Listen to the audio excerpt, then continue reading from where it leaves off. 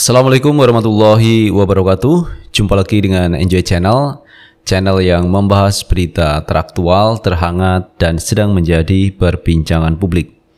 Sahabat Enjoy Channel, kali ini yang akan kita bahas mengenai Pak Anies Baswedan yang sebentar lagi akan lengser, akan berhenti, akan purna tugas sebagai Gubernur DKI Jakarta. Dan kemarin Pak Anies ini bertemu dengan Habib Rizik Syihab, teman-teman. Ketika saat itu Pak Anies diundang di acara pernikahan putri dari Habib Rizik Syihab. Dan di sana Pak Anies berbincang akrab dengan Habib Rizik, tetapi tidak membicarakan urusan politik, hanya berbincang biasa saja teman-teman, karena memang di acara pernikahan kemarin pada tanggal 8 Oktober 2022 ini. Kemudian teman-teman, Pak Anies ini juga bertemu dengan Keuskupan Agung DKI Jakarta.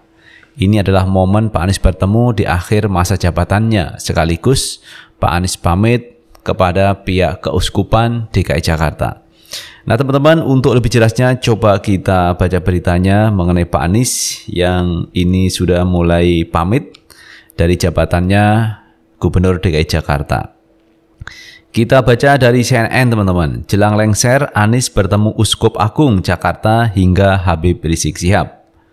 Gubernur DKI Jakarta Anies Baswedan bersilaturahmi ke Keuskupan Agung DKI Jakarta jelang masa jabatannya yang berakhir pada 16 Oktober 2022.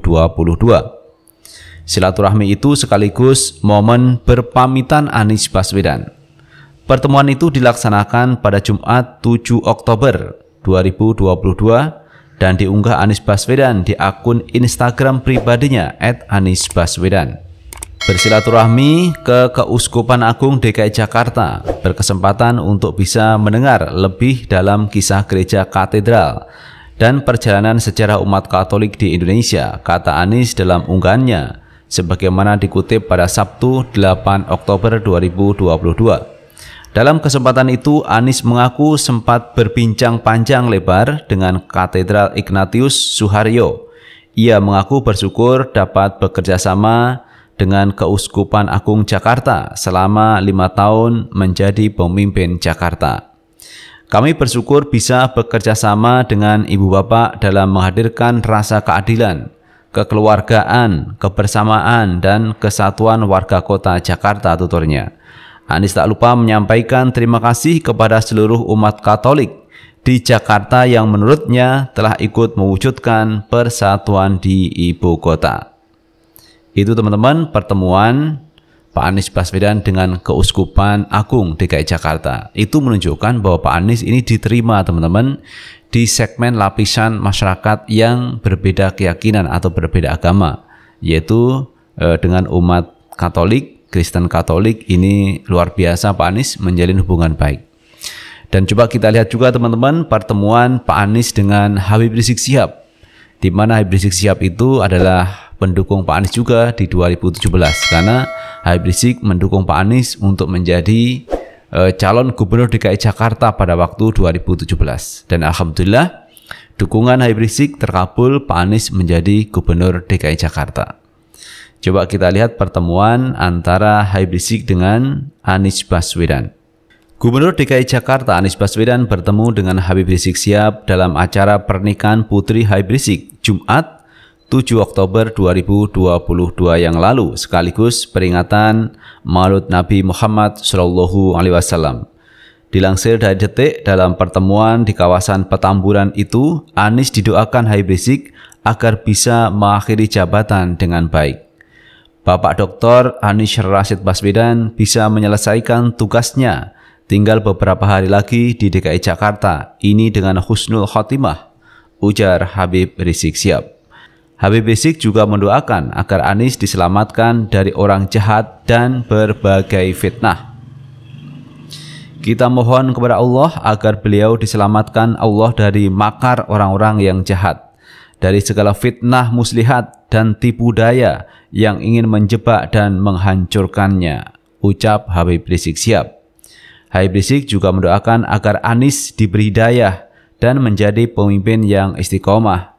Anies mengkonfirmasi pertemuan tersebut. Ia mengatakan datang ke Petamburan untuk menghadiri undangan pernikahan Putri Habib Rizik. Saya ke pernikahan anaknya, kata Anies Baswedan di halte Bundaran HI Sabtu 8 Oktober 2022. Masa jabatan Anies sebagai Gubernur DKI Jakarta ini tinggal menghitung hari. Ia akan resmi tak lagi menjadi orang nomor 1 di DKI pada 16 Oktober mendatang. Belum selesai menjabat, ia sudah diusung untuk menjadi calon presiden oleh Partai Nasdem. Santer disebut Demokrat dan PKS akan merapat untuk berkoalisi mengusung Anies di Pilpres 2024. Nah itu teman-teman terkait pertemuan Pak Anies Baswedan dengan Habib Rizik Syihab. Pertemuan yang akrab antar sesama sahabat teman-teman. Karena antar Habib Rizik dengan Pak Anies Baswedan ini cukup akrab. Artinya kalau saya melihat Pak Anies ini mampu berkomunikasi ke semua lapisan. Baik rakyat kecil, menengah, atau para ulama, pejabat. Dia bagus menjalin komunikasi. Dengan narasi kalimat-kalimat yang ini memberikan ketenangan, kedamaian, dan kesejukan. Itulah Pak Anies Baswedan. Komunikasi politik yang luar biasa. Jadi bukan komunikasi yang kasar, yang frontal, seperti yang lain-lain, tetapi Pak Anies menghadirkan kesejukan dan ketenangan. Namun demikian, untuk kedepannya Pak Anies ini juga tidak mudah teman-teman. Walaupun saat ini Pak Anies ini diusung dari Partai Nasdem untuk menjadi calon presiden. Namun dua partai sampai hari ini juga belum mendeklarasikan Anies sebagai calon presiden, yaitu Demokrat dan PKS. Tetapi banyak pihak yang berharap dan saya melihat ada chemistry antara Nasdem, Demokrat, dan PKS yang sebentar lagi insya Allah akan mendeklarasikan Anies Baswedan sebagai calon presiden. Nah ini adalah sinyal yang cukup baik bagi Pak Anies Baswedan, apalagi banyak ulama yang juga mendukung Pak Anies, banyak politisi, akademisi yang rame-rame mendukung Pak Anies Baswedan untuk maju di 2024. Dan kalau kita lihat kalkulasi dukungan di parlemen teman-teman, Pak Anies ini kuat. Kalau misalkan nanti Nasdem, PKS, Demokrat itu bersatu membentuk koalisi, itu ada 163 kursi teman-teman. 163 kursi ini kalau head to head misalkan dengan PDIP, PDIP kalah itu. Kalau PDIP tidak berkoalisi. Misalkan 163 kursi ini bersaing dengan Prabowo sama PKB, ini kalah itu Prabowo PKB-nya. Karena jumlah suara ini yang cukup besar. Misalkan KIB melawan koalisi Nasdem, Demokrat, PKS, kalah itu KIB teman-teman. Karena yang terbesar saat ini, kalau ini terjalin komunikasi, koalisi, maka justru inilah koalisi terbesar calon presiden, yaitu dari Nasdem, Demokrat, dan PKS mengusung Anies Baswedan. Makanya banyak pihak yang memprediksi Anies lah yang akan menang di Pilpres 2024 yang akan datang. Kenapa? Karena koalisi yang dibangun adalah koalisi yang gemuk teman-teman. Demokrat ini punya pengalaman yang cukup baik pada waktu pemerintahnya Pak SBY menjadi partai terbesar nomor 1. Kemudian Partai Nasdem yang cukup luar biasa menjadi partai tengahan yang mampu mengusung calon kepala daerah seperti Ridwan Kamil, ini diusung juga dari Partai Nasdem, ini juga luar biasa. Kemudian Pak Surya Paloh itu juga punya media seperti Metro TV yang ini juga luar biasa teman-teman. Apalagi misalkan TV One nanti ini bisa bergabung juga dengan Metro TV, ini sebuah kekuatan yang luar biasa, kekuatan media. Kemudian kekuatan media online juga begitu sangat kuat Pak Anies Baswedan.